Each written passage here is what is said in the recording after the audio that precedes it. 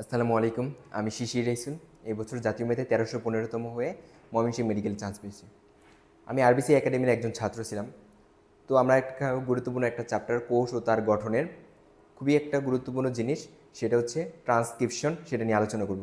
তো আমি শুরুতেই বলে নিই, আমি যেহেতু একজন স্টুডেন্ট আর এটা আমার ফার্স্ট ক্লাস আর কি, সো ভুলভ্রান্তি হলে ক্ষমা সুন্দর দৃষ্টিতে দেখবেন।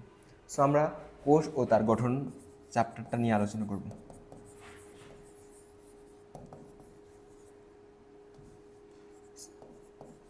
সো এই চ্যাপ্টারের অনেকগুলো টপিকস আছে, তার মধ্যে আমরা ট্রান্সক্রিপশন টপিক্সটা নিয়ে আলোচনা করব। সো ট্রান্সক্রিপশন,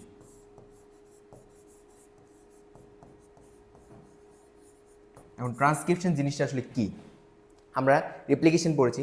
সো রেপ্লিকেশন থেকে আমরা জেনেছি যে ডিএনএ থেকে ডিএনএ তৈরি করার যে প্রক্রিয়া, সেটা হচ্ছে রেপ্লিকেশন।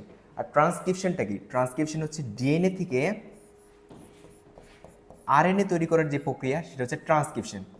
এখন আরএনএ কিন্তু প্রকারভেদ অনেক রকমের। MRNA, Messenger RNA,